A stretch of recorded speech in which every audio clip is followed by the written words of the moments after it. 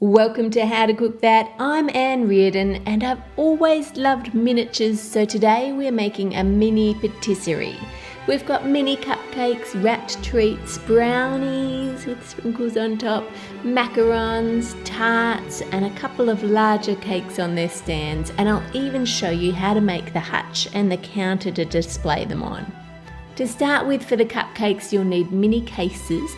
To make them, just flatten out normal cupcake cases and then cut out a smaller circle. Push that around a lid that is about the right size to help you shape it. And then to bake them, I'm using metal lids. Just make sure if they've got any plastic inside them, you remove that first. For the cake batter, you'll need eggs, vanilla, milk, butter, cocoa powder, glucose syrup or corn syrup, sugar, flour and baking powder. And I'll put all the recipe quantities on the howtocookthat.net website in grams and ounces and cups for you. Add the butter and the milk to the cocoa powder and melt that in the microwave. Then whip together your eggs and sugar until they are thick. That will take a few minutes. Then add some of that mixture into the cocoa mixture just to thin it to make it easier to combine them together. Fold the cocoa mixture through the eggs until it's fairly well combined, and then sift the flour and baking powder on the top, and sifting it just adds extra air into the mixture. Then fold that through, making sure you can't see any more flour. Then use a plastic bag with just a tiny bit of the corner cut off and pipe some of that mixture into each of your cupcake cases. Now, if you don't have the patience to make your own mini patisserie, you can check out the World Chef game to make a virtual one instead. They have sponsored this quick commercial. And in the World Chef game, you design your own restaurant. And then inside there are chefs from all around the world. You make the food and you serve your customers, and yes, there's even a baker, my favourite one. I've been spending hours playing this game, and that's what inspired me to make this mini patisserie. Now we need to bake our cupcakes in the oven for just a few minutes because they're so tiny and they'll be done. Pour the remaining batter into a small brownie tin lined with non-stick baking paper and spread it out, and you want to bake that until it's just done. Allow it to cool and then cut out circles, and these are for our larger cakes. Then cut a thin strip for our brownies, and they're even too big, so I'm going to cut it in half this way as well so that they're thinner. For the frosting, mix together some icing or powdered sugar with some butter and mix that really well together until it's smooth.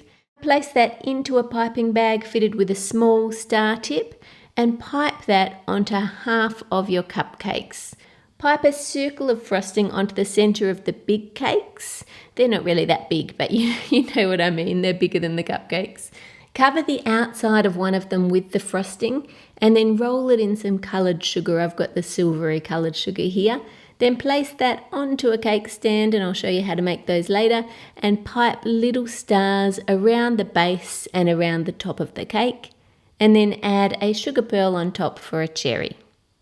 Take the remaining frosting and mix in some cocoa powder to make it chocolate frosting, and pipe that on the other mini cupcakes. Spread some of the chocolate frosting along the strip for the chocolate brownie, then flip that over and press it into some sprinkles. Then slice those into even pieces, add them carefully to your cake stand, they're so cute, and then put the dome on top. Heat up some of the frosting and pour it over the other of the large cakes to give it a nice even coating. Putting it on top of something like this means it won't all pool at the bottom of the cakes, and then you can just neaten off the base using a knife. Use a peeler to shave curls of white chocolate and then add them to the top of the cake. I'm just holding a circle cutter just above the cake here to try and guide it all onto the top of the cake so it doesn't fall down the sides. For the mini tarts, you need butter, flour and a little sugar.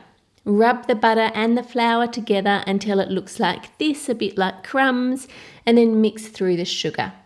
Add a tiny bit of water at a time until it starts to come together and form a ball. Roll that out and just use some extra flour on your rolling pin so that it doesn't stick, and then cut out circles of pastry. Add them to a greased mini muffin tin and bake them until they're golden, and they should come out of the tin easily like this. And you can add what you like to the inside of your tarts. I'm going to add some warm jam for some fruit tarts, some lemon curd to one, and some melted chocolate for a chocolate one. And then add those into your cabinet next to your little bags of candy. And these bags are really just bags of sprinkles.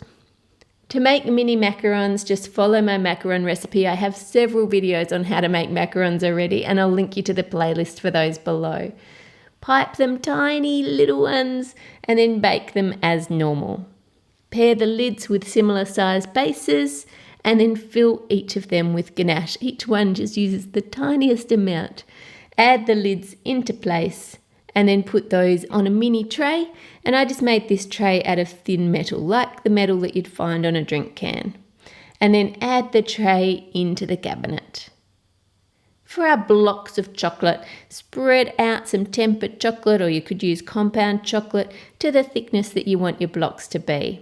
Then allow that to set and then cut it into evenly sized pieces. Wrap each block in foil, neatly folding over each end just like it's a real block of chocolate.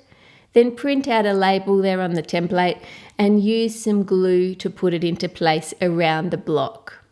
Using some scraps of balsa wood, make a little tray and add the chocolate into place on the shelf. For the furniture, Doll's House furniture here is really expensive, so I decided to design my own and show you how to make it instead. To make the furniture, I'm using balsa wood, which is really light and easy to cut. Place the template over the top and just cut around it using a Stanley knife, and you can get the template for these on the howtocookThat.net website.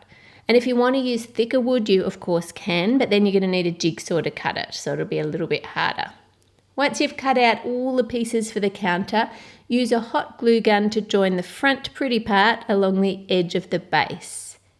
Then flip that over and put it on 2 matchboxes just to hold it up to the right height, and glue the 2 side pieces into place. The good thing about using a hot glue gun is the glue dries so quickly. In that front corner there, add some more glue just to reinforce it, and do the same the whole way along those joins. Now this is underneath the cabinet, so you're not going to see it. Again, use matchboxes to hold up the shelf and use glue to put it at each end and make sure it's straight. Run some glue across the top of each side and quickly put the top into place. Then glue a strip across the top, and this will help hold the clear plastic in place when we add that later. And do the same with another strip across the base there. Taking the offcut from the scrolled part, cut the edge off it to make a piece to decorate the top of the cabinet, but don't glue that bit into place just yet.